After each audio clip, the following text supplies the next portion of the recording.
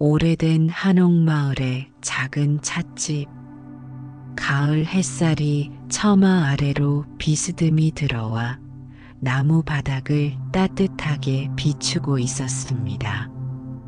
오랜 세월 동안 이곳을 지켜온 정 할아버지는 매일 아침 찻집 앞마당을 쓸며 하루를 시작했습니다. 그의 구부정한 허리와 주름진 손에는 평생을 쌓아온 삶의 무게가 고스란히 담겨 있었습니다. 정 할아버지는 오늘도 변함없이 마당을 쓸다가 문득 발걸음을 멈추었습니다. 마당 한켠에서 반짝이는 동전 하나가 눈에 들어왔기 때문입니다. 동전을 주워들던 그 순간 멀리서 들려오는 발걸음 소리에 고개를 들었습니다. 정 할아버지, 안녕하세요. 오늘도 일찍 시작하셨네요. 마을에서 작은 분식점을 운영하는 김 여사가 환한 미소를 지으며 다가왔습니다. 그녀의 표정에는 어제와 다른 무언가가 묻어 있었습니다. 아이고, 김 여사. 무슨 좋은 일 있으신가 봐요? 얼굴이 환하네. 정 할아버지의 질문에 김 여사는 한숨을 내쉬며 찻집 툇마루에 앉았습니다. 좋은 일이라니요. 어제 아들놈이 대출받아서 새로 가게를 차린다고 전화가 왔어요. 그런데 걱정이 태산입니다. 요즘 경기도 안 좋은데 빚을 얻어 사업을 시작한다니. 김 여사의 말을 들으며 정 할아버지는 조용히 찻집으로 들어가 따뜻한 국화차 2잔을 내왔습니다. 그리고 아까 주워든 동전을 김 여사 앞에 내려놓았습니다. 이 동전 하나만으로는 부자가 될 수 없지만 이 동전을 바라보는 우리의 마음에 따라 우리는 이미 부자일 수도 가난한 사람일 수도 있지요. 김 여사는 고개를 갸웃거리며 정 할아버지를 바라보았습니다. 부처님께서는 법구경에서 이렇게 말씀하셨습니다. 마음이 모든 것의 근원이니 마음으로 생각하고 마음으로 말하고 행동하면 그 행복이 그림자처럼 따라오리라. 진정한 부자는 많은 재물을 가진 사람이 아니라 마음의 평화를 얻은 사람을 말합니다. 정 할아버지의 말에 김 여사는 국화차를 한 모금 마시며 생각에 잠겼습니다. 그때 마을 입구에서 요란한 경적 소리가 들려왔습니다. 검은색 고급 승용차 한 대가 느릿느릿 마을로 들어오고 있었습니다. 저게 누구지? 마을에 관광객이 오나 봐요. 김 여사의 말이 채 끝나기도 전에 차에서 한 남자가 내렸습니다.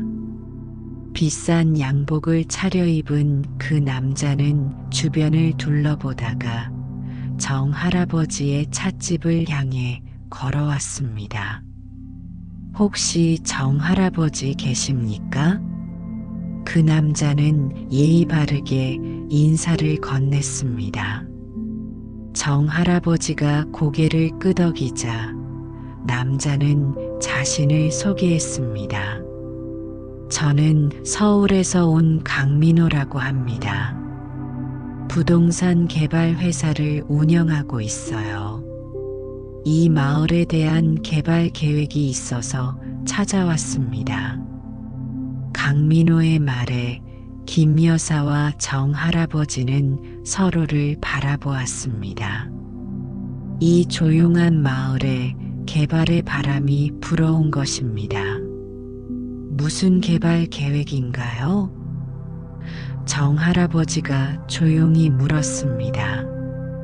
이 한옥마을을 현대적인 관광단지로 개발할 계획입니다. 할아버지의 찻집 부지도 포함되어 있어서요. 시세보다 훨씬 높게 매입할 생각입니다. 강민호는 서류 가방에서 계약서와 함께 수표책을 꺼내 보였습니다. 그의 자신감 넘치는 태도에서 이미 많은 성공을 거둔 사업가임을 짐작할 수 있었습니다. 얼마나 주신다는 건가요? 김 여사가 궁금해서 물었습니다. 강민호는 웃으며 수표에 금액을 적었습니다. 그리고 정할아버지 앞에 내밀었습니다. 그 금액을 본 김 여사는 눈을 크게 떴습니다. 이렇게 많은 돈이라면 서울에 큰 집도 살 수 있을 텐데요. 정할아버지, 대박이네요. 하지만 정할아버지는 그저 미소를 지을 뿐 수표를 받지 않았습니다. 강 사장님, 제가 이 찻집과 이 마을에서 60년을 살았습니다. 이곳에는 제 인생의 모든 추억이 담겨 있어요. 돈으로 살 수 없는 것들이지요. 강민호는 난처한 표정을 지었습니다. 그는 비즈니스 세계에서 돈으로 해결되지 않는 문제를 만난 적이 거의 없었습니다. 더 높은 금액을 제시해 드릴 수도 있습니다. 생각해 보세요. 이런 기회가 다시 올까요? 정할아버지는 고개를 저었습니다. 중요한 것은 금액이 아닙니다. 부처님께서 자바함경에서 말씀하셨지요. 세상에 온갖 보물과 황금을 쌓아도 한 사람의 지혜와 평화로운 마음만큼 값지지 않다. 제게는 이 찻집과 마을 사람들과의 인연이 그 어떤 부보다 소중합니다. 강민호는 당황한 표정으로 자리에서 일어났습니다. 그는 명함 한 장을 남기며 말했습니다. 생각이 바뀌시면 연락 주세요. 곧 다른 주민들도 만나볼 예정입니다. 강민호가 떠난 후 김 여사는 한숨을 쉬었습니다. 정말 대단하세요. 저였다면 그 돈을 받고 당장 팔았을 거예요. 아들 사업 자금도 지원해주고 남은 여생을 편하게 살 수 있을 텐데. 정할아버지는 미소를 지으며 다시 국화차를 따랐습니다. 김 여사, 부자가 된다는 것의 진정한 의미가 무엇일까요? 돈이 많은 것만이 부자의 기준일까요? 그야 물론. 글쎄요. 강 사장님은 분명 돈은 많지만 행복해 보이진 않았어요. 맞습니다. 부처님께서는 법화경에서 이런 말씀을 하셨습니다. 세상의 모든 쾌락과 부귀영화를 다 가진다 해도 마음의 평화를 얻지 못하면 진정한 행복을 알 수 없으리라. 그 강 사장님은 물질적으로는 부자일지 몰라도 마음의 부자는 아닌 것 같았습니다. 두 사람의 대화를 듣고 있던 마을 이장이 찻집으로 들어왔습니다. 그의 표정은 무겁고 근심이 가득했습니다. 정할아버지, 큰일 났습니다. 방금 그 개발업자가 마을 주민들을 한 명씩 찾아다니며 땅을 팔라고 설득하고 있어요. 몇몇은 이미 마음이 흔들리고 있습니다. 정 할아버지는 차분히 이장의 말을 들었습니다. 사람마다 생각이 다르고 상황이 다르니 그럴 수도 있겠지요. 하지만 우리 모두 한번 모여서 이야기를 나눠보는 게 어떨까요? 이장은 고개를 끄덕였고 그날 저녁 마을회관에 모든 주민들이 모였습니다. 강민호도 초대되었습니다. 회의실은 긴장감으로 가득 찼습니다. 한쪽에는 이미 계약서에 서명할 준비가 된 주민들이, 다른 한쪽에는 마을을 지키고 싶어하는 주민들이 앉아 있었습니다. 정 할아버지가 조용히 일어나 말했습니다. 오랜 세월 우리는 이 마을에서 함께 살아왔습니다. 좋을 때도 있었고 어려울 때도 있었지요. 하지만 우리는 항상 서로를 도우며 이 마을을 지켜왔습니다. 강민호가 말을 이었습니다. 물론 마을의 역사와 전통은 존중합니다. 하지만 개발은 피할 수 없는 시대의 흐름입니다. 여러분들에게 경제적으로 큰 도움이 될 것입니다. 마을 주민들 사이에서 웅성거림이 일었습니다. 돈과 전통 사이에서 갈등하는 모습이었습니다. 그때 정 할아버지가 다시 입을 열었습니다. 부처님께서는 화엄경에서 이렇게 말씀하셨습니다. 모든 존재는 서로 연결되어 있으며 하나의 행동이 온 우주에 영향을 미친다. 우리의 결정은 단순히 땅을 팔고 돈을 버는 문제가 아닙니다. 우리 마을의 미래, 우리 자손들의 삶, 그리고 우리 자신의 행복에 관한 문제입니다. 정 할아버지는 강민호를 바라보며 계속 말했습니다. 강 사장님, 당신은 왜 그렇게 더 많은 돈을 벌기 위해 노력하나요? 이미 충분히 성공했는데도 말입니다. 강민호는 잠시 말을 잃었습니다. 그리고 솔직하게 대답했습니다. 사실 저도 모르겠습니다. 처음에는 가족을 위해, 안정된 삶을 위해 시작했지만 이제는 그냥 습관이 된 것 같습니다.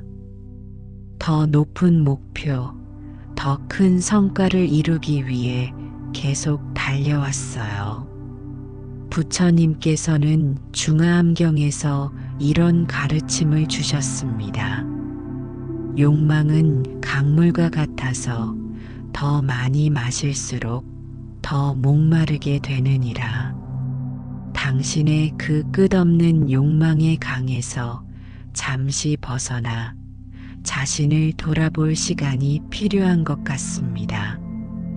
강민호는 깊은 생각에 잠겼습니다. 정 할아버지의 말이 그의 마음 깊은 곳을 건드린 것 같았습니다. 우리 모두에게는 두 가지 종류의 부가 있습니다. 정 할아버지가 계속 말했습니다. 하나는 외적인 부로 돈과 재산을 말합니다. 다른 하나는 내적인 부로 지혜와 평화, 자비심을 말하지요. 부처님께서는 내적인 부가 진정한 행복의 원천이라고 가르치셨습니다. 마을 주민들은 조용히 정 할아버지의 말을 경청했습니다. 그의 단순하면서도 깊은 지혜가 마을 전체에 퍼져나가는 것 같았습니다. 저는 여러분에게 개발을 반대하라고 강요하지 않습니다. 다만 우리가 무엇을 위해 살아가는지, 진정한 부자란 무엇인지 한번 생각해 보시길 바랄 뿐입니다. 회의가 끝난 후 강민호는 정 할아버지에게 다가왔습니다. 할아버지의 말씀이 제 마음에 깊은 울림을 주었습니다. 사실 저는 최근에 건강도 안 좋아지고 가족과의 관계도 소원해졌어요. 돈을 벌기 위해 너무 많은 것을 희생했던 것 같습니다. 정 할아버지는 미소를 지으며 강민호의 어깨를 가볍게 두드렸습니다. 늦지 않았습니다. 부처님께서는 금강경에서 말씀하셨지요. 과거의 마음으로 살지 말고, 미래의 마음으로 살지 말고, 현재의 마음으로 살아라. 지금부터 마음의 부자가 되어 보세요. 다음 날 아침 정 할아버지는 평소와 같이 찻집 마당을 쓸고 있었습니다. 그때 강민호가 다시 찾아왔습니다. 그러나 이번에는 양복 대신 편안한 캐주얼 옷차림이었습니다. 할아버지, 개발 계획을 전면 수정하기로 했습니다. 마을을 허물고 새로 짓는 대신 마을의 전통과 문화를 살리면서 조화롭게 발전시키는 방향으로요. 마을 주민들과 함께 의논하면서 진행하고 싶습니다.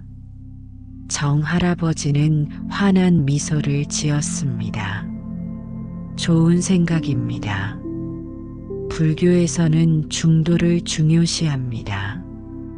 너무 극단적으로 기울지 않고 조화를 이루는 삶이 가장 지혜로운 길이지요. 개발과 보존이 함께 가는 길을 찾으셨군요. 강민호는 고개를 끄덕였습니다.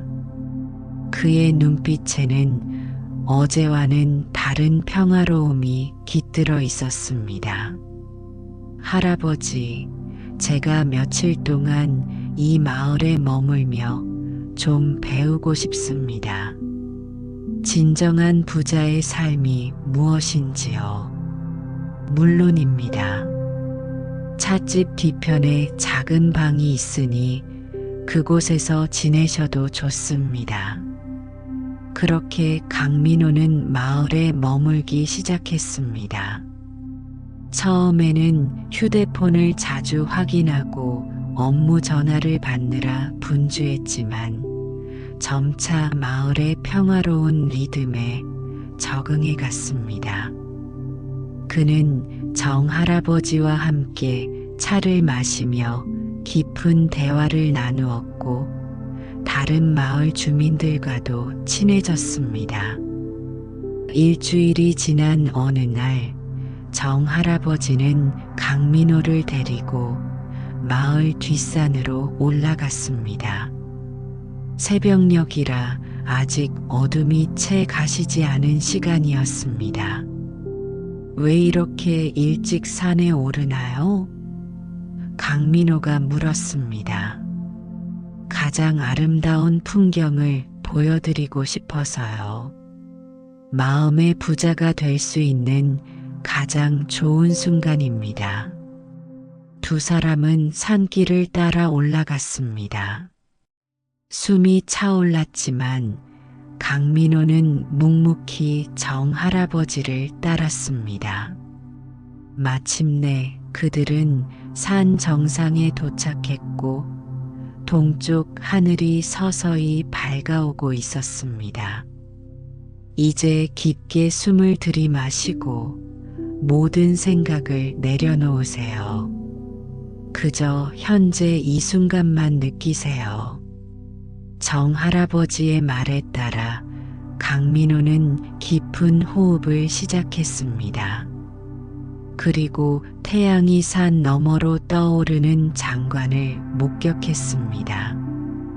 황금빛 햇살이 마을 전체를 비추었고 아침 안개 사이로 비치는 모습은 마치 천국과도 같았습니다. 네, 정말 아름답습니다. 강민호의 목소리가 감동으로 떨렸습니다. 이것이 바로 부처님께서 말씀하신 지금 이 순간의 깨달음입니다. 돈으로는 살 수 없는 경험이지요. 부처님께서는 아함경에서 가르치셨습니다. 한순간의 참된 깨달음이 100년의 재물보다 값지다. 강민호의 눈에서 눈물이 흘러내렸습니다. 그는 수십 년 동안 돈을 추구하며 살아왔지만 지금 이 순간만큼 충만함을 느껴본 적이 없었습니다. 아는 것과 실천하는 것은 다릅니다.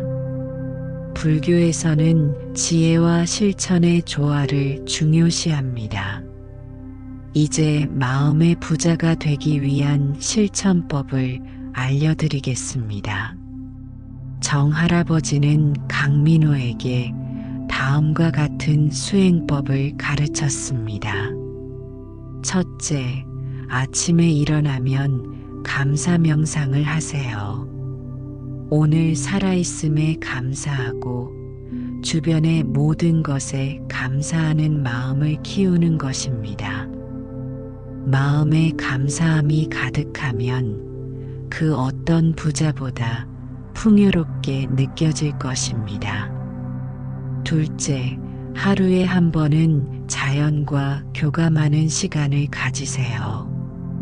나무 한 그루, 바람 한 줄기, 구름 한 점까지 깊이 관찰하면 자연의 지혜를 배울 수 있습니다.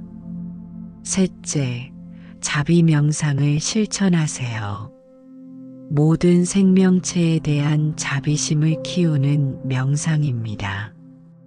모든 존재가 고통에서 벗어나 행복하기를 바랍니다라고 마음속으로 되뇌며 자비의 마음을 확장시키는 것입니다. 넷째, 소유물을 줄이고 단순하게 살아보세요. 불필요한 소유는 마음의 짐이 됩니다. 정말 필요한 것만 남기고 비워낼 때 오히려 마음이 풍요로워집니다. 다섯째, 매일 작은 선행을 하세요.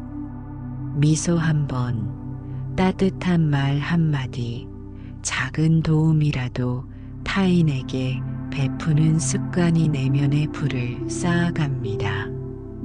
여섯째, 매일 저녁 성찰의 시간을 가지세요. 오늘 하루 어떤 생각과 행동을 했는지, 무엇을 배우고 성장했는지 돌아보는 시간입니다. 일곱째, 호흡 명상을 통해 현재에 집중하세요. 들숨과 날숨에 온전히 주의를 기울이며 지금 이 순간에 머무르는 연습입니다. 과거와 미래에 대한 걱정에서 벗어나 현재의 평화를 경험할 수 있습니다. 마지막으로 모든 일에 중도를 실천하세요. 너무 많이도 너무 적게도 아닌 균형 잡힌 삶을 살아가는 것이 부처님의 가르침입니다. 강민호는 정 할아버지의 가르침을 하나하나 마음에 새겼습니다. 산에서 내려온 후 그는 매일 아침 정 할아버지와 함께 명상을 하고 마을 사람들을 도우며 새로운 삶의 방식을 경험했습니다. 한 달이 지난 어느 날 강민호는 정 할아버지에게 작별 인사를 하러 왔습니다. 할아버지, 정말 많은 것을 배웠습니다. 제 인생이 완전히 바뀐 것 같아요. 이제 서울로 돌아가 지금까지의 경험을 바탕으로 새로운 출발을 하려고 합니다. 어떤 계획을 가지고 계신가요? 우선 가족과의 시간을 늘리고 회사의 방향도 바꾸려고 합니다. 단순히 이윤만 추구하는 것이 아니라 사회에 기여하는 방향으로요. 그리고 제가 배운 불교의 지혜를 다른 사람들과도 나누고 싶습니다. 정 할아버지는 흐뭇한 미소를 지었습니다. 부처님께서 능가경에서 말씀하셨지요. 자신의 마음을 변화시킬 때 세상도 변화한다. 당신의 변화가 많은 사람들에게 좋은 영향을 미치길 바랍니다. 강민호는 정중하게 합장하며 마지막 인사를 건넸습니다. 정말 감사합니다. 이제 저는 진정한 마음의 부자가 되어 돌아갑니다. 몇 개월 후 정 할아버지의 찻집에 한 통의 편지가 도착했습니다. 강민호가 보낸 편지였습니다. 그는 편지에서 자신의 변화된 삶에 대해 이야기했습니다. 회사의 방향을 사회공헌 중심으로 바꾸었고 직원들에게도 마음의 건강과 행복을 중요시하는 문화를 만들어가고 있다고 했습니다. 또한 주말마다 도시 사람들에게 불교의 지혜와 명상법을 가르치는 모임을 시작했다고 했습니다. 편지의 마지막에는 이런 문장이 적혀 있었습니다. 이제야 진정한 부자가 무엇인지 알게 되었습니다. 물질적인 풍요로움보다 마음의 풍요로움이 진정한 행복임을 깨달았습니다. 부처님께서 금강경에서 말씀하신 것처럼 모든 유의법은 꿈과 같고 환상과 같고 물거품과 같고 그림자와 같다는 진리를 이제는 가슴으로 이해합니다. 언젠가 다시 찾아뵙겠습니다. 정 할아버지는 편지를 읽고 난 후 자신의 찻집 뒷마당으로 나갔습니다. 그곳에는 작은 연못이 있었고 연꽃 한 송이가 아름답게 피어 있었습니다. 연꽃은 진흙 속에서 피어나지만 그 어떤 흙탕물에도 물들지 않고 청정함을 유지하는 불교의 상징이었습니다. 부처님께서는 우리 모두가 이 연꽃과 같다고 하셨지요. 아무리 어려운 환경 속에서도 자신의 본성을 잃지 않고 청정한 마음을 유지할 수 있다고 말입니다. 이야기는 마을로 퍼져나갔고 점차 주변 지역에서도 정 할아버지의 지혜를 듣기 위해 많은 사람들이 찻집을 찾아오기 시작했습니다. 그 중에는 부자도 있었고 가난한 사람도 있었습니다. 하지만 정 할아버지는 모두에게 동일한 대접을 했고 마음의 부자가 되는 법을 가르쳤습니다. 어느 겨울 저녁 눈이 소복하게 내리는 날이었습니다. 정 할아버지의 찻집에는 여러 마을 사람들이 모여 따뜻한 차를 마시며 이야기를 나누고 있었습니다. 그 중에는 김 여사도 있었습니다. 정 할아버지, 요즘 저희 아들이 사업을 접었다고 했잖아요. 처음에는 너무 실망했는데 오히려 더 행복해 보이더라고요. 작은 규모로 자기가 좋아하는 일을 시작하겠다고 하네요. 그거 참 다행이네요. 자신이 진정으로 원하는 것을 찾는 것만큼 값진 발견은 없지요. 그때 문이 열리며 한 노인이 들어왔습니다. 온몸에 눈을 뒤집어 쓴 채로 들어온 그 노인은 마을에서 가장 가난하게 살던 최 할아버지였습니다. 아이고, 추워라. 정 선생, 오늘도 찾아왔소. 최 할아버지는 서둘러 난로 가까이에 앉았습니다. 그는 몇 달 전부터 정 할아버지의 찻집에 자주 들르기 시작했습니다. 최 할아버지, 요즘도 새벽 명상하시나요? 정 할아버지가 물었습니다. 그럼요. 선생이 가르쳐 준 대로 매일 새벽에 일어나 감사 명상을 하고 있지요. 비록 가진 건 없지만 내 마음은 하루하루 더 부자가 되는 것 같아요. 최 할아버지는 평생 가난하게 살아왔지만 정 할아버지의 가르침을 따르면서 삶의 태도가 완전히 바뀌었습니다. 항상 웃는 얼굴로 마을 사람들을 대하고 자신보다 더 어려운 사람들을 돕는데 앞장섰습니다. 부처님께서는 본생담에서 이렇게 말씀하셨습니다. 자비의 마음으로 한 가지 선행을 베푸는 것이 1000가지 재물을 쌓는 것보다 더 큰 복을 가져온다. 최 할아버지는 이미 마음의 부자가 되셨군요. 모두가 웃으며 고개를 끄덕였습니다.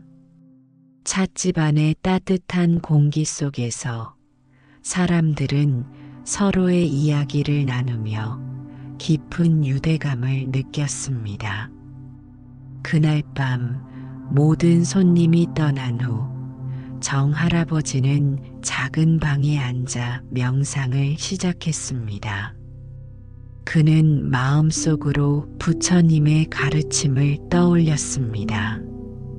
부처님께서는 열반경에서 말씀하셨지요. 모든 중생은 불성을 가지고 있다. 우리 모두의 내면에는 이미 완전한 부가 있습니다.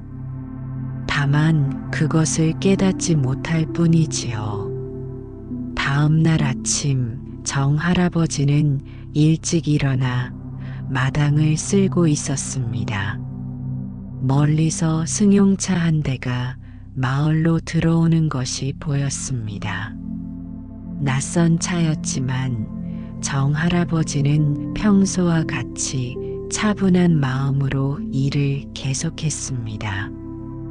얼마 후 차에서 내린 사람이 찻집으로 다가왔습니다. 그는 오랜만에 찾아온 강민호였습니다. 할아버지, 잘 지내셨습니까? 강민호가 반갑게 인사를 건넸습니다. 아, 강 사장님, 오랜만이군요. 많이 변하셨네요. 강민호는 예전의 날카로운 인상이 사라지고 온화한 미소를 짓고 있었습니다.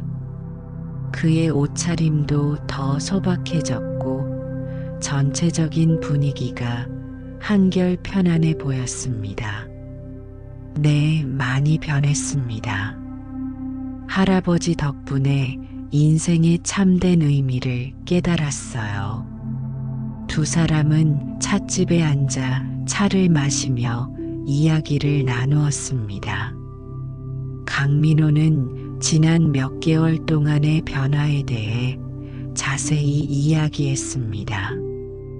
회사의 목표를 완전히 바꿨습니다. 이제는 단순히 부동산을 개발하는 것이 아니라 지역 문화와 역사를 보존하면서 사람들의 삶의 질을 높이는 방향으로 사업을 전환했어요. 직원들도 처음에는 의아해했지만 이제는 더 큰 보람을 느끼며 일하고 있습니다. 그런 변화가 쉽지는 않았을 텐데요. 네, 물론 쉽지 않았습니다. 주주들의 반발도 있었고 수익이 일시적으로 줄기도 했어요. 하지만 부처님께서 말씀하신 비라는 개념을 기억했습니다. 고통스럽더라도 그것이 옳은 일이라면 그 길을 가야 한다는 가르침이요. 비정견비의 가르침을 실천하셨군요. 부처님께서는 팔정도에서 바른 견해, 바른 생각, 바른 말, 바른 행위, 바른 생활, 바른 노력, 바른 마음가짐, 바른 선정으로 가는 길을 보여주셨지요. 당신은 그 길을 따라가고 계시는 겁니다. 강민호는 미소 지으며 고개를 끄덕였습니다. 또한 가족과의 관계도 회복했습니다. 예전에는 일만 하느라 아내와 자녀들과 함께하는 시간이 거의 없었는데 이제는 매주 가족의 날을 정해 함께 시간을 보내고 있어요. 물질적으로는 예전보다 풍요롭지 않을지 모르지만 우리 가족은 이전보다 훨씬 더 행복해졌습니다. 부처님께서는 십선계경에서 가족의 화합이 큰 복덕을 가져온다고 가르치셨습니다. 가정이 화목하면 그것이 사회 전체의 화합으로 이어지지요. 강민호는 주머니에서 작은 책자를 꺼내 정 할아버지에게 건넸습니다.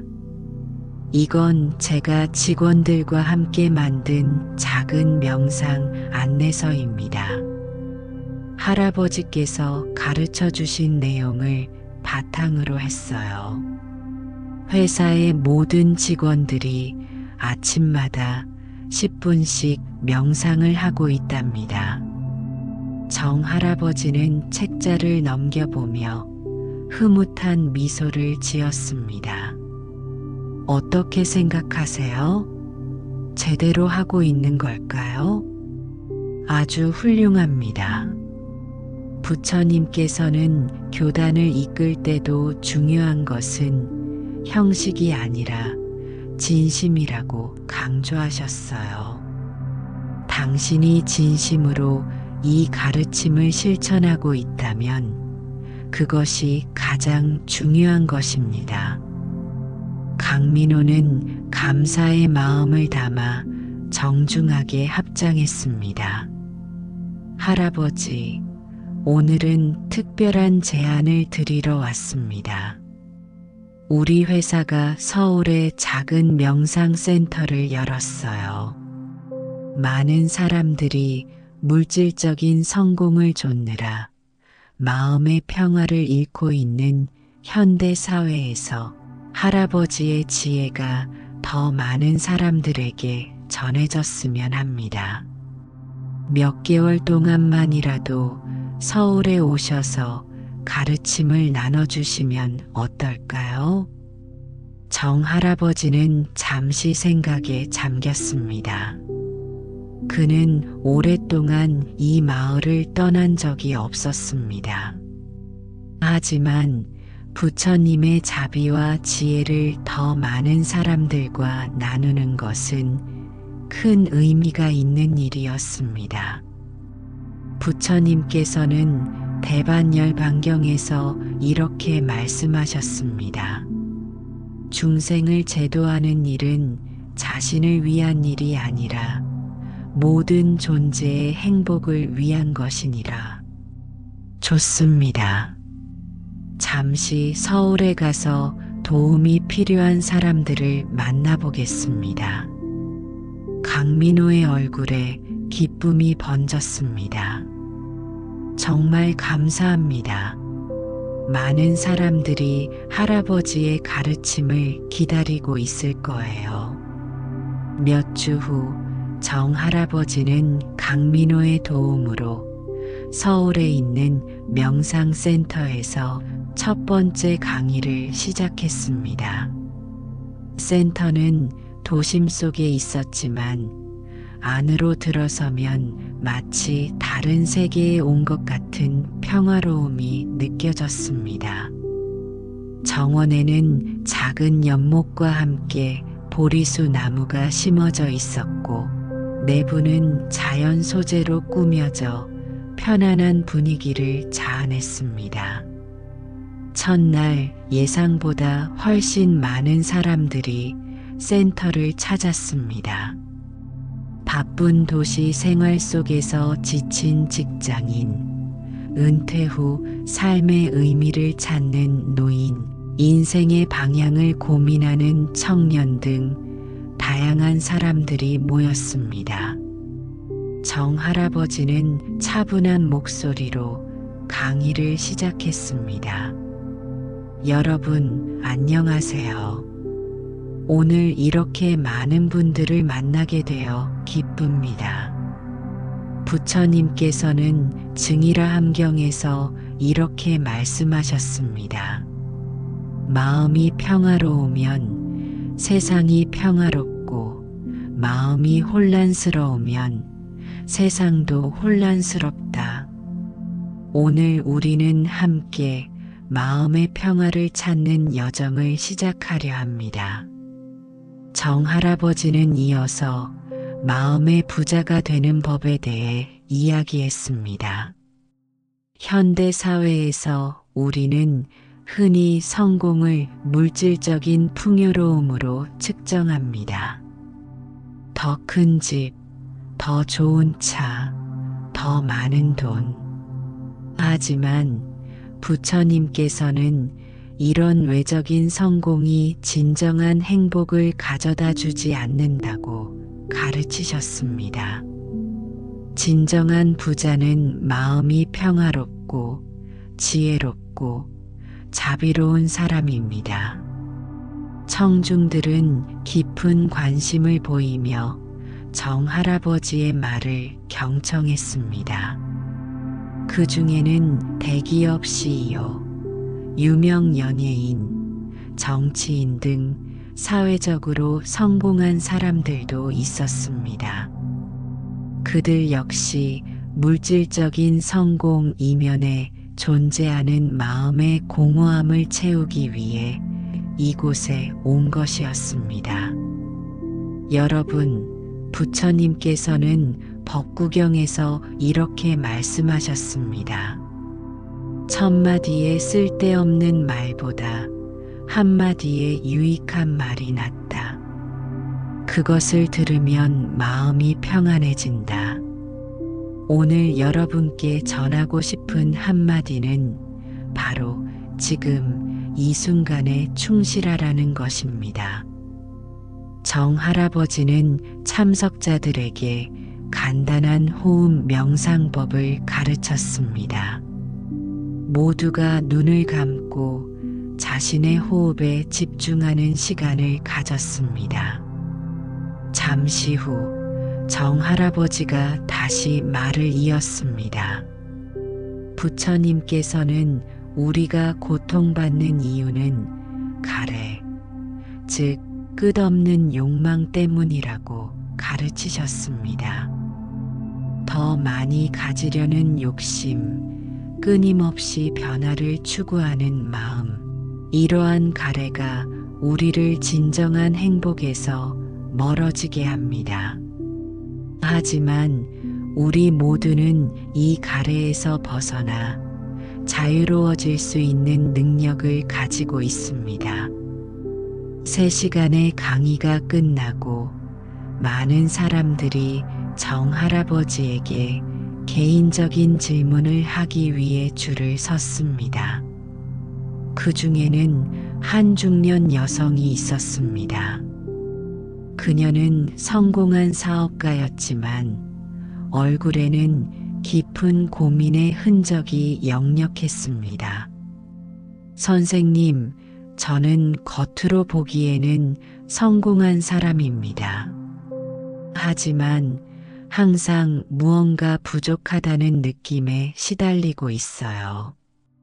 더 많은 것을 이루어야 한다는 압박감이 저를 괴롭힙니다. 어떻게 하면 이런 마음에서 벗어날 수 있을까요?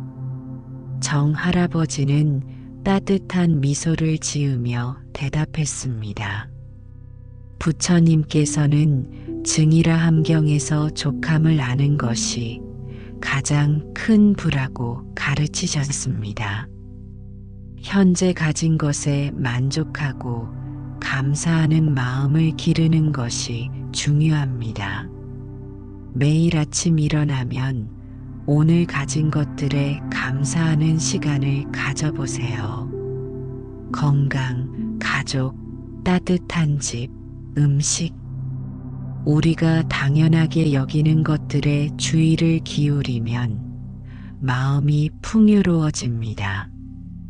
여성은 눈물을 글썽이며 고개를 끄덕였습니다. 또한 알아차림을 연습하세요. 욕망이 일어날 때마다 그것을 판단하지 말고 그저 관찰하세요. 아, 지금 내 마음에 욕심이 일어나고 있구나라고 인식하는 것만으로도 욕망에서 한 걸음 물러나 자유로워질 수 있습니다. 정 할아버지의 조언은 단순했지만 그 안에는 깊은 지혜가 담겨 있었습니다. 여성은 감사의 인사를 전하고 돌아갔습니다. 이렇게 정 할아버지는 3개월 동안 서울에 머물며 매주 2번씩 강의를 했습니다. 그의 가르침은 입소문을 타고 퍼져나갔고 센터는 항상 사람들로 가득 찼습니다. 강민호는 정 할아버지의 강의를 녹화하여 온라인에 공유했고 그 영상은 수십만 명의 사람들에게 영향을 미쳤습니다. 마지막 강의 날 정 할아버지는 센터에 모인 사람들에게 이렇게 말했습니다. 부처님께서는 열반에 드시기 전 제자들에게 자신이 등불이 되고 자신이 의지처가 되라고 가르치셨습니다. 진정한 마음의 부자가 되는 길은 외부에서 찾는 것이 아니라 자신의 내면에서 찾는 것입니다. 정 할아버지는 이어서 마음의 부자가 되기 위한 8가지 실천법을 정리하여 전했습니다. 첫째, 감사의 마음을 기르세요. 매일 아침 일어나면 3가지 이상 감사할 것을 떠올려 보세요. 둘째, 단순한 삶을 살아보세요. 필요한 것과 원하는 것을 구분하고 불필요한 소유물을 줄여나가세요. 셋째, 자연과 교감하는 시간을 가지세요. 바쁜 일상 속에서도 하루 10분이라도 자연을 느끼고 관찰하는 시간을 만드세요. 넷째, 자비 명상을 실천하세요. 모든 존재가 행복하기를 바라는 마음을 키우는 것입니다. 내가 행복하기를, 내 가족이 행복하기를, 내 이웃이 행복하기를, 모든 존재가 행복하기를 이라고 마음속으로 염원하세요.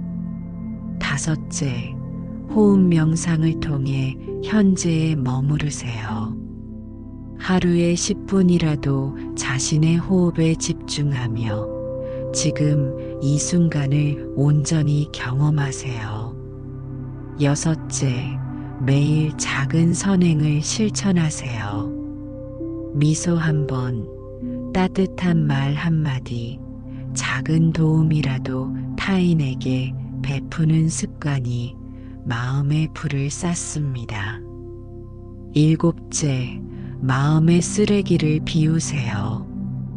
분노, 질투, 원망, 집착 같은 부정적인 감정들이 마음을 무겁게 합니다. 명상과 성찰을 통해 이러한 감정들을 알아차리고 놓아주세요. 여덟째, 중도를 실천하세요. 모든 일에 지나침이 없는 균형 잡힌 삶을 살아가는 것이 부처님의 가르침입니다. 마지막으로 정할아버지는 모두에게 고개를 숙여 인사했습니다. 여러분 모두가 이미 마음의 부자입니다. 단지 그것을 잊고 살아가고 있을 뿐이지요. 부처님께서는 우리 모두에게 불성이 있다고 가르치셨습니다. 여러분의 내면에 이미 존재하는 그 풍요로움을 발견하고 키워나가시길 바랍니다. 강의가 끝난 후 강민호는 정할아버지를 자신의 집으로 초대했습니다. 그의 가족들과 함께 저녁 식사를 하며 강민호는 정할아버지에게 감사의 마음을 전했습니다. 할아버지, 덕분에 저와 제 가족, 그리고 많은 사람들의 삶이 변화했습니다. 어떻게 감사의 마음을 표현해야 할지 모르겠습니다. 정할아버지는 미소 지으며 대답했습니다. 부처님께서는 선행의 보답은 더 큰 선행을 행하는 것이라고 가르치셨습니다. 당신이 배운 것을 계속 실천하고 다른 이들과 나누는 것이 가장 큰 감사의 표현일 것입니다. 강민호의 아내가 말을 이었습니다. 정말 신기해요. 남편이 예전에는 항상 회사 일로 스트레스를 받고 짜증을 냈는데 이제는 정말 달라졌어요. 가족과 함께하는 시간을 소중히 여기고 작은 일에도 행복을 느끼더라고요. 정할아버지는 고개를 끄덕였습니다. 부처님께서는 행복은 밖에서 오는 것이 아니라 자신의 마음에서 비롯된다고 가르치셨습니다. 강 사장님은 진정한 행복이 무엇인지 깨달은 것 같군요. 강민호의 어린 딸이 정할아버지에게 다가와 그림 한 장을 건넸습니다. 그림에는 웃고 있는 가족들과 함께 서 있는 정할아버지의 모습이 그려져 있었습니다. 할아버지, 우리 가족을 행복하게 해주셔서 감사해요. 정할아버지는 그 그림을 보며 깊은 감동을 느꼈습니다.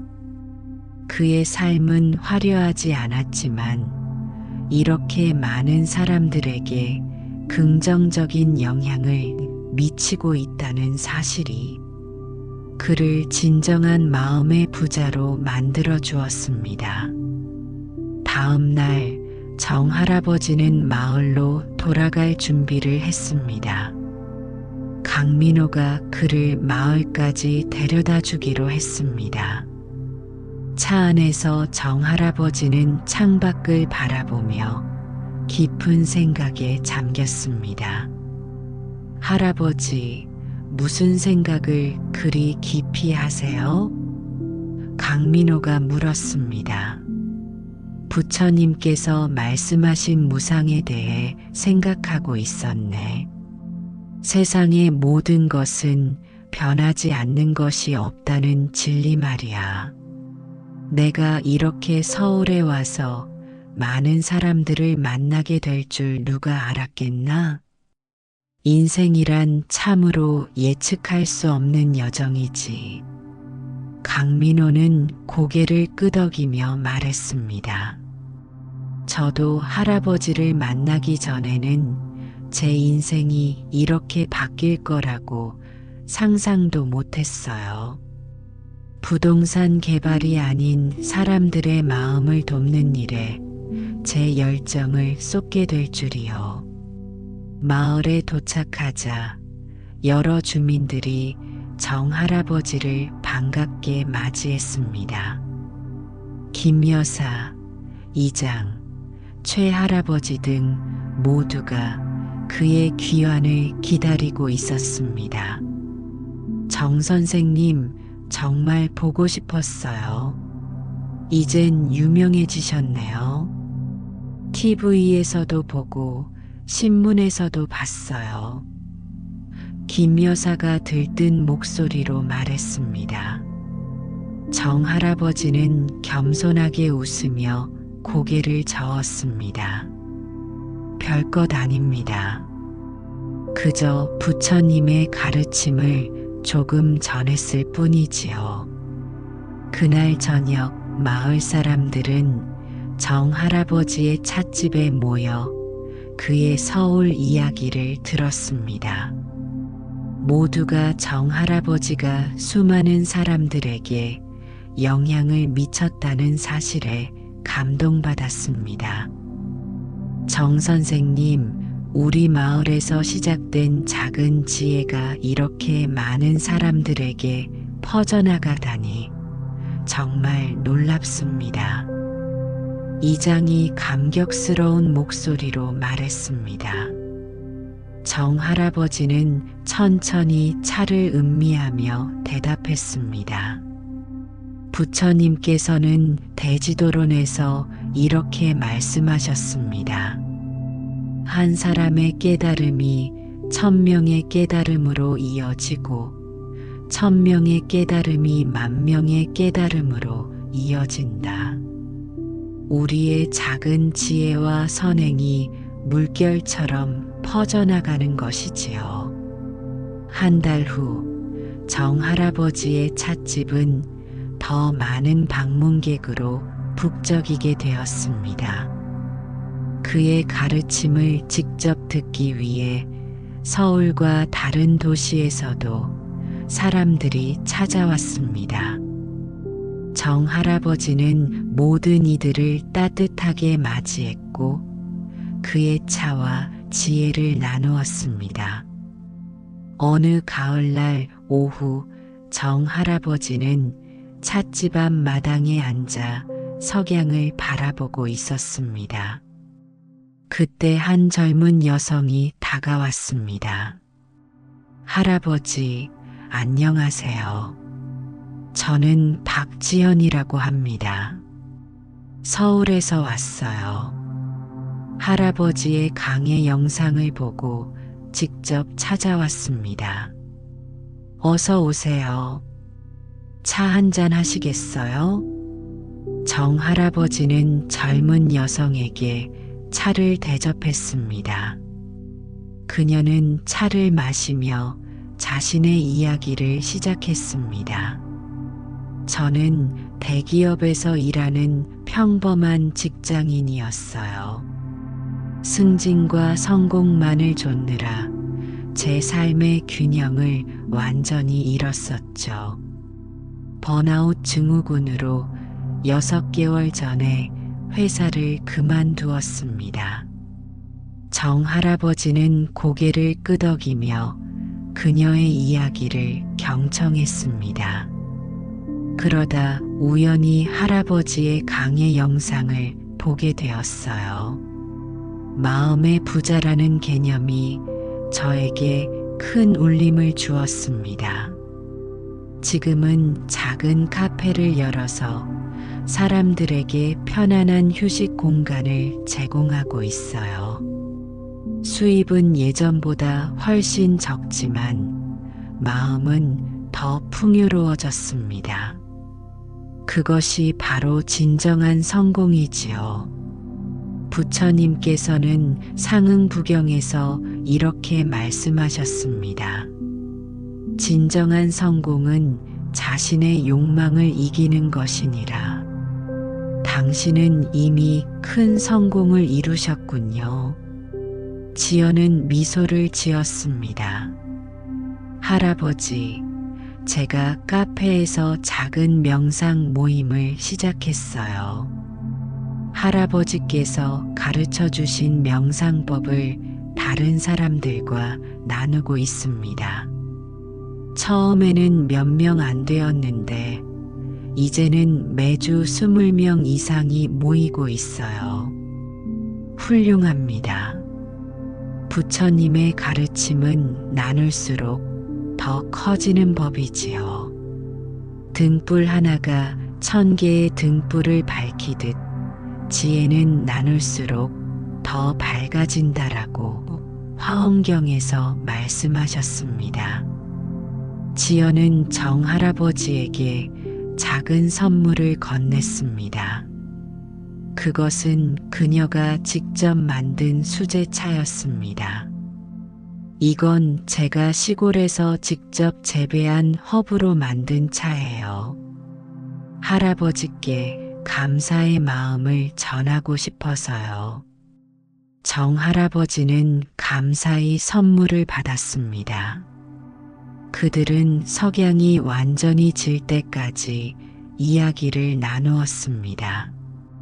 세월이 흘러 계절이 몇 번 바뀌었습니다. 정할아버지의 가르침은 점점 더 많은 사람들에게 퍼져나갔고 그의 찻집은 작은 수행 공간으로 변모했습니다. 강민호의 도움으로 찻집 옆에 작은 명상당도 지어졌고 많은 사람들이 찾아와 함께 명상을 하며 부처님의 가르침을 배웠습니다. 어느 겨울날 아침 정할아버지는 평소와 같이 일찍 일어나 명상을 시작했습니다. 그러나 이날따라 그의 얼굴에는 특별한 평화로움이 깃들어 있었습니다. 명상을 마친 후 그는 일기장을 꺼내 무언가를 적기 시작했습니다. 오늘은 내 인생의 마지막 페이지를 쓰는 것 같은 느낌이 든다. 부처님께서는 무상함을 가르치셨듯 나의 이 육신도 자연의 순리를 따라 돌아갈 때가 온 것 같다. 하지만 두렵지 않다. 부처님께서 열반경에서 말씀하셨듯 모든 인연 있는 것들은 반드시 헤어지는 법이니 그것이 자연의 이치라. 그날 오후 정할아버지는 찻집에서 평소와 같이 손님들을 맞이했습니다. 그는 모두에게 더 따뜻한 미소를 지어 보였고 더 깊은 이야기를 나누었습니다. 마지막 손님이 떠난 후 그는 조용히 자신의 방으로 돌아갔습니다. 다음 날 아침 김 여사가 평소처럼 찻집을 찾았을 때 정할아버지는 자리에 없었습니다. 그녀는 방으로 가 문을 두드렸지만 대답이 없었습니다. 문을 열어보니 정할아버지는 평화롭게 눈을 감고 있었습니다. 그의 얼굴에는 미소가 머물러 있었습니다. 곁에는 어제 쓴 일기장이 놓여 있었습니다. 정할아버지의 장례식에는 마을 사람들뿐만 아니라 전국 각지에서 그의 가르침을 받은 수많은 사람들이 찾아왔습니다. 강민호, 지연 그리고 서울에서 만났던 많은 제자들이 그의 삶을 기리기 위해 모였습니다. 장례식은 슬픔보다는 감사와 존경의 분위기로 진행되었습니다. 강민호가 앞으로 나와 말했습니다. 정할아버지께서는 우리에게 진정한 부자의 의미를 가르쳐 주셨습니다. 돈과 명예가 아닌 마음의 평화와 지혜, 자비심이 진정한 부라는 것을요. 이제 그분은 육신을 떠나셨지만 그의 가르침은 우리 마음속에 영원히 살아있을 것입니다. 지연도 자리에서 일어나 이야기했습니다. 저는 정할아버지를 통해 인생의 방향을 완전히 바꾸게 되었습니다. 이제 저희는 그분의 가르침을 계승하여 더 많은 사람들과 나눌 책임이 있습니다. 마음의 부자가 되는 길을 함께 걸어가면서요. 장례식 후 강민호는 정할아버지의 찻집을 마음의 부자 명상원으로 발전시키기로 결정했습니다. 그곳은 누구나 와서 차를 마시고 명상을 배우고 부처님의 가르침을 듣는 공간이 되었습니다. 찻집 뒤편에 있던 작은 연못에는 더 많은 연꽃이 심어졌고 마을 전체가 작은 불교 수행 마을로 변모했습니다. 1년 후 마음의 부자 명상원의 개원식이 열렸습니다. 강민호, 지연 그리고 다른 제자들은 정할아버지의 정신을 이어받아 더 많은 사람들이 마음의 부자가 될 수 있도록 돕기로 했습니다. 개원식 날 강민호는 정할아버지가 남긴 그가 처음 읽은 불교 경전인 법구경을 펼쳤습니다. 책 사이에는 정할아버지가 남긴 글이 있었습니다. 진정한 부자는 소유가 아닌 존재의 풍요로움을 아는 사람입니다. 물질적인 것은 다 사라져도 마음의 지혜와 평안은 영원합니다. 부처님께서 말씀하셨듯 1000번을 듣는 것보다 한 번 실천하는 것이 낫고 1000가지 말보다 한 가지 진리를 깨닫는 것이 낫다. 여러분 모두가 마음의 부자가 되어 세상을 밝게 비추는 등불이 되기를 바랍니다. 강민호는 그 글을 큰 소리로 읽었고 모든 참석자들은 정할아버지의 지혜가 계속해서 살아 숨쉬고 있음을 느꼈습니다. 개원식에는 특별한 손님이 한 분 더 있었습니다. 바로 정할아버지가 처음 만났던 김 여사의 아들이었습니다. 그는 사업 실패 후 다시 일어나 작은 규모의 유기농 식품점을 운영하고 있었습니다. 정할아버지께서 돌아가시기 전에 저에게 편지를 보내셨습니다. 진정한 성공은 넘어진 후에 다시 일어설 수 있는 용기에 있다고요. 그 말씀 덕분에 저는 포기하지 않고 새로운 시작을 할 수 있었습니다. 강민호는 명상원의 입구에 작은 동판을 설치했습니다. 거기에는 정할아버지가 자주 인용하던 부처님의 말씀이 새겨져 있었습니다. 마음이 모든 것의 근원이니 맑은 마음으로 말하고 행동하면 그 행복이 그림자처럼 따라오리라. 그날 이후로 마음의 부자 명상원은 많은 사람들이 자신의 내면의 불을 발견하고 키워나가는 장소가 되었습니다.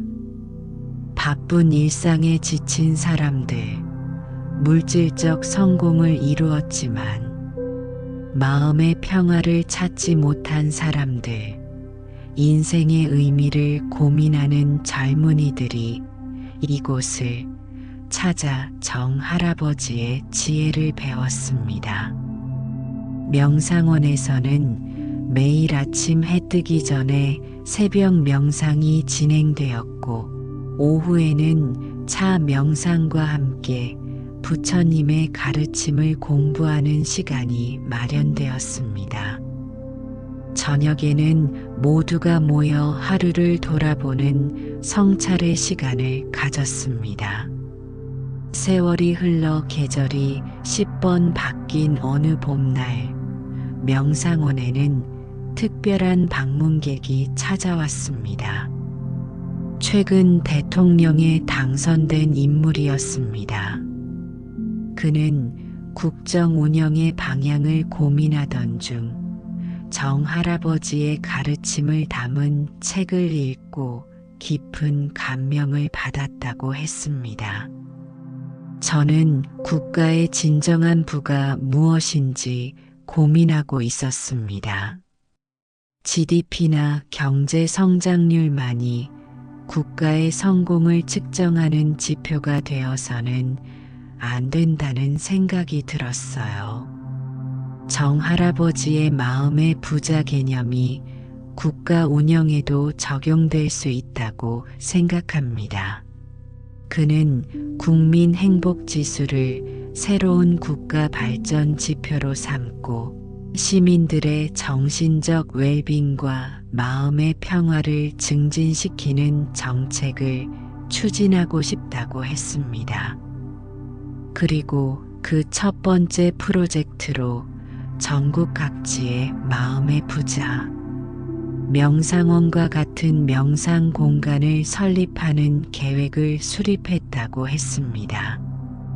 강민호와 지연은 그의 비전에 감명을 받았고 정부와 협력하여 정할아버지의 가르침을 더 널리 전파하기로 했습니다. 그로부터 몇 년 후 마음의 부자 프로젝트는 전국적인 움직임이 되었습니다. 학교에서는 어린이들에게 마음챙김 명상을 가르치고 기업에서는 직원들의 정신적 웰빙을 위한 프로그램을 도입했으며 공원과 공공장소에는 명상 공간이 마련되었습니다. 강민호는 어느덧 백발이 성성한 노인이 되었습니다. 그는 정할아버지의 찻집에서 젊은이들에게 부처님의 가르침을 전하며 여생을 보내고 있었습니다. 찻집의 벽에는 정할아버지의 사진과 함께 그가 남긴 마지막 메시지가 걸려 있었습니다. 진정한 부자는 화려한 집이 아닌 평화로운 마음에 살고 비싼 옷이 아닌 지혜의 옷을 입으며 은행 계좌가 아닌 선행으로 재산을 쌓는 사람입니다. 부처님께서 말씀하셨듯 자신의 마음을 단 하루라도 잘 다스린 사람은 진정한 승리자니라. 어느 날 한 어린 소년이 찻집을 찾아왔습니다. 그는 호기심 가득한 눈으로 강민호에게 물었습니다. 할아버지, 정말로 마음만 바꾸면 부자가 될 수 있나요? 강민호는 미소를 지으며 대답했습니다. 그렇단다. 부처님께서는 법구경에서 이렇게 말씀하셨어. 마음이 모든 것을 이끌고 마음이 모든 것을 만들어낸다. 맑은 마음으로 말하고 행동하면 그 행복이 그림자처럼 따라온다. 소녀는 잠시 생각하더니 다시 물었습니다. 그럼 제가 지금 당장 마음의 부자가 될 수 있나요? 강민호는 고개를 끄덕였습니다. 물론이지. 지금 이 순간부터 시작할 수 있단다. 내가 어떻게 하는지 알려줄까? 그렇게 강민호는 소년에게 정할아버지가 자신에게 가르쳐 준 것과 같은 마음의 부자가 되는 법을 가르쳤습니다. 그리고 그 소년은 자라서 또 다른 사람들에게 그 가르침을 전하게 될 것입니다. 이렇게 정할아버지의 지혜는 계속해서 이어져 나갔고, 마음의 부자라는 개념은 많은 사람들의 삶을 변화시켰습니다. 그의 육신은 사라졌지만 그가 전한 부처님의 가르침은 끊임없이 흐르는 강물처럼 계속해서 세상을 적시고 있었습니다. 유명한 시인은 이렇게 노래했습니다. 진정한 부자는 황금을 쌓아 올린 자가 아니라 마음의 평화를 간직한 자.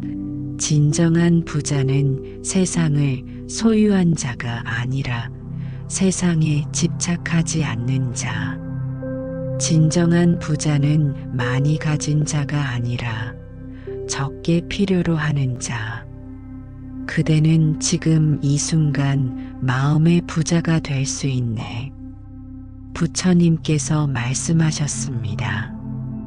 세상의 모든 보물을 다 소유해도 마음의 평화만 한 것이 없으니 진정한 부자가 되고자 한다면 그대의 마음을 다스리고 지혜를 키우라. 여러분도 지금 이 순간부터 마음의 부자가 될 수 있습니다. 매일 아침 깨어날 때 감사의 마음을 품고 하루 중 잠시라도 자신의 호흡에 집중하며 타인에게 자비를 베푸는 작은 실천을 통해 여러분의 내면에 있는 무한한 불을 발견하게 될 것입니다. 부처님의 가르침은 시대를 초월하여 우리에게 진정한 행복의 길을 보여줍니다. 그 가르침을 통해 우리 모두가 마음의 부자로 살아갈 수 있기를 기원합니다. 옴마니 밤메 훔. 모든 존재가 고통에서 벗어나 행복하기를. 모든 존재가 마음의 참된 부자가 되기를. 이제 여러분의 일상으로 돌아가 오늘 배운 가르침을 실천해 보세요. 마음 챙김의 순간들을 통해 여러분의 삶이 더욱 풍요로워질 것입니다. 그리고 언제든 마음이 불안하고 혼란스러울 때 다시 이 가르침을 떠올려 보세요. 여러분 모두가 마음의 부자가 되는 여정에 함께하게 되어 기쁩니다. 부처님의 지혜와 자비가 항상 여러분과 함께하기를 기원합니다. 나무 아미타불. 나무 관세음보살.